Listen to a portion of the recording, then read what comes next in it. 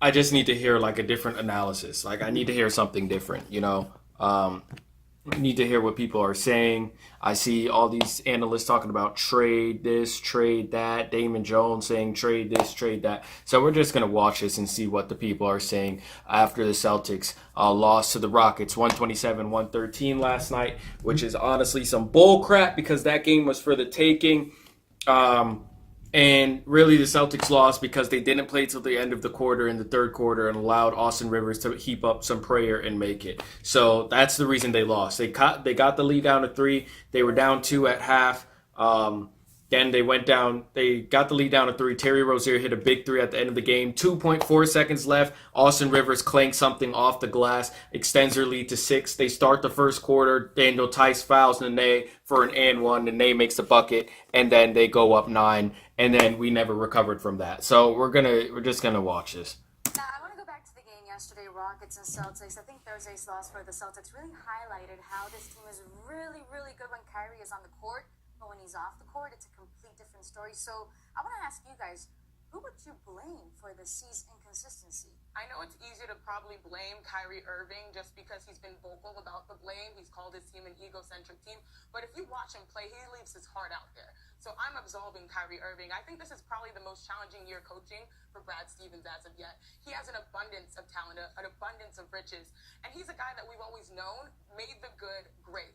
What is he going to do with great talent right now? They have starters right now that are on the bench. Gordon Hayward, Jaylen Brown, scary Terry Rozier. They have benchers that are now starting. Marcus Morris and Marcus Smart. And then they have guys that have solidified their roles in Kyrie Irving, also Jason Tatum and Al Horford. Yeah, Terry Rozier is fine coming off the bench though. He said it multiple times.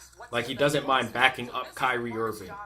He's perfect for us. Largely because he has so much talent to juggle. And I think his players are putting out maximum effort. No one in the paint except Horford. Like fucking NBA, bro. Two young guys here, Woody. Two young guys here because let's hear what Ryan Hollins has to say. Them that title is potential superstars. The next up, Jaylen Brown, Jason Tatum. They step into the year and they felt like they were on the same plateau as Kyrie Irving. Come to find out they weren't. There was a lot of bad offense. The ball stopped moving around. And Jason Tatum doesn't know how to slash. These guys are going to be.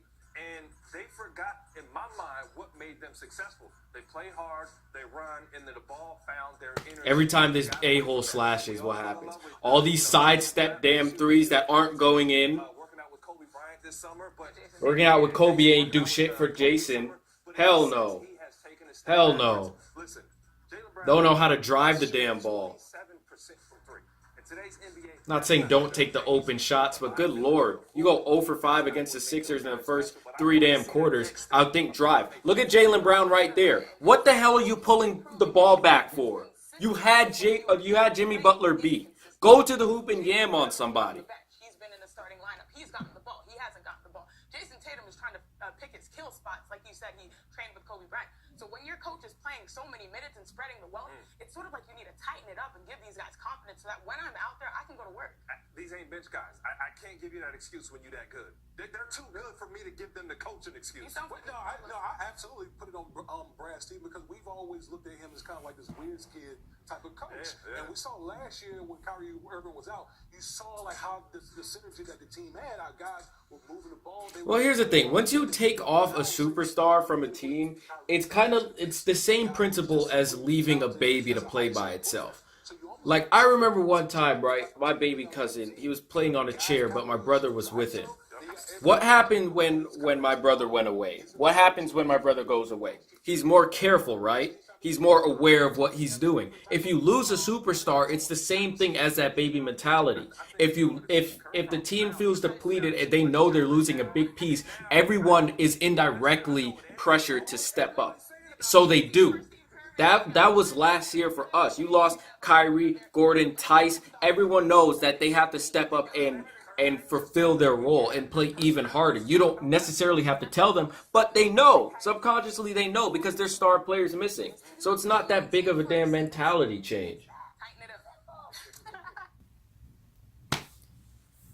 I'm so done. Like, I don't get it. I don't get it. Like, I don't put this on Brad Stevens at all because Brad Stevens cannot control whether Clint Capella is the only person battling for an offensive rebound with 4 Celtics in the vicinity, and the Celtics don't get the ball. Brad Stevens can't control that. He can tell y'all, go box out. And think about this in the NBA. How many people are actually staying for an offensive rebound? When a shot goes up in the NBA, everyone is back. Everyone runs back, right? So there are only like a few centers or players that we know crash offensive glass. We know Zion, people like Zion, people with high motors who crash the glass, Clint Capella, Andre Drummond, DeMarcus Cousins, Anthony Davis. People like those with high motors who crash the glass and are able to, because usually they're the last person back. It's usually a center. So when you're telling me that Clint Capella and just bust the Celtics for 13 offensive boards, that's not the problem. Like, the problem for... No, that is the problem. The problem for me is everyone thinks it's James Harden dropping 45. Great players will get theirs. Joel Embiid had 34 and 16 against us Christmas Day. Great players are going to get theirs. You have to try and limit the great players. Don't get me wrong. I'm not just saying let them do what they want to do as if we're not trying to stop them. But there are other aspects of the game you have to dominate. So it seems like when these great players are getting theirs, it doesn't really matter. I don't even know what the final stat was for the Celtics. But I remember in the third quarter, it was like 13 offensive rebounds to 3 offensive rebounds in the Rockets' favor. So we're going back to our old ways of not boxing out, of being a horrible defensive rebounding team. We only have Al Horford. We can't leave it on Al Horford to do everything. The thing is, sometimes there were Celtics in the freaking paint, but no one went after the ball.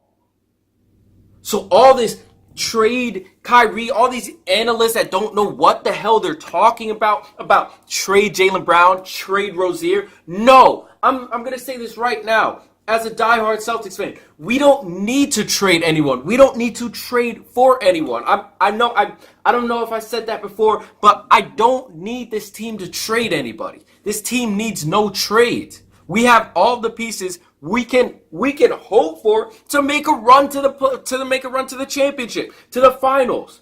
Okay? Our bench took us to Game 7 of the Eastern Conference Finals, and now we have our 2 stars back. So we don't need anybody. We don't need anything. What we need to do is for everybody to step up and fulfill their role. There's too much. Kyrie is the reason this team is being carried. Yes, Kyrie is winning games for them, as he should be. But at the same time, forget the roles. Like, forget it.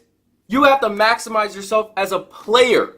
Jason Tatum keeps with this sidestep 3. I remember there was one time he was open in the corner against Houston. PJ Tucker flew by him, and he sidesteps. This man has dunked on LeBron James and Paul George.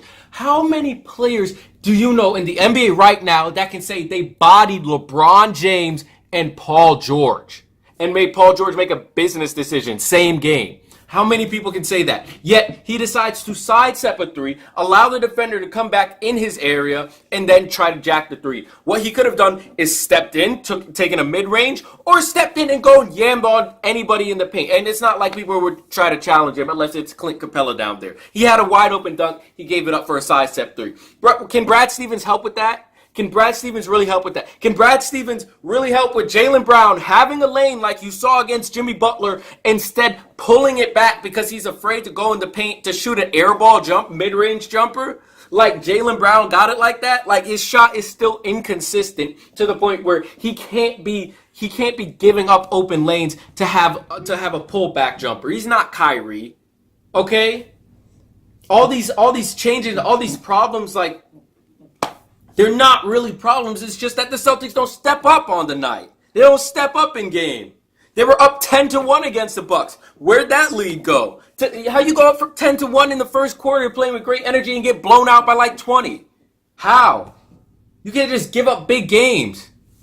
Everyone has to fulfill their role. There is no superstar right now. There can't be a superstar right now.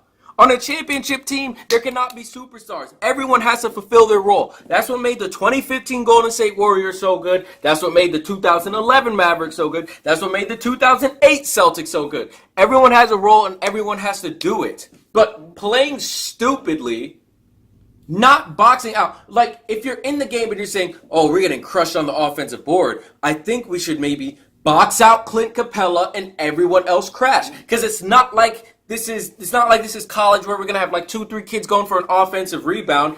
When the shot goes up from the opponent, everyone just runs back on defense, whether whether it's a bad shot, they can get an offensive rebound or not. Everyone runs back. There's only sometimes just one person lagging behind, and that's usually the center, who should be boxed out.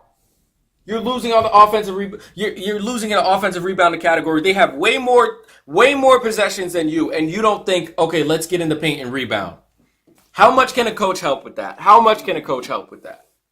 Honestly, they're losing the small games that they should be winning. They can't beat the Suns handedly. Like, come on, man. It's too inconsistent, and it's not like we have major problems. It's not. What Brad Stevens did with the starting lineup is a great adjustment. But then y'all gotta play. Y'all gotta play. Gordon Hayward still doesn't look 100%. But y'all gotta play. Like, these are all in-game problems. It's not like out-of-game problems. They're in-game problems. I don't think these players know who they are. I don't think these players are just playing good basketball. It's simple as that. They can have great teammate chemistry. They can have great synergy. But I don't think they're locked in basketball. Like, come on, man. Jaylen Brown dunking on everybody, just threw down another dunk on Clint Capella. Same thing he did to Giannis, and he stays trying to cross up Kyrie, pull back, shoot mid-range jumpers, drop fadeaway, shoot. Every time this man drives and bodies someone, he either gets the bucket or gets fouled. So that tells me he's afraid to shoot free throws. Jason Tatum, who has a great free throw, I don't know why he's afraid to get to the line, because you can bump your points per game average just by getting to the line more. He doesn't do that. So it's just basketball right now. No one's playing basketball right now. That's all it is for the Celtics. So enough with this trade crap, man. Enough with this stupid, oh, who's to blame, yada, yada, yada. Play the damn game. Done with this, man.